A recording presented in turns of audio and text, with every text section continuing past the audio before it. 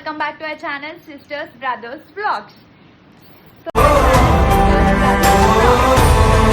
So ఇప్పుడైతే మేము చాయ్ తాగడానికి వెళ్తున్నాం.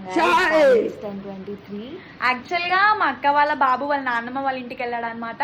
సో మాకు కొంచెం మూడిగా అనిపించి వాడు గుర్తొచ్చి మేము వెళ్తున్నాం అనమాట.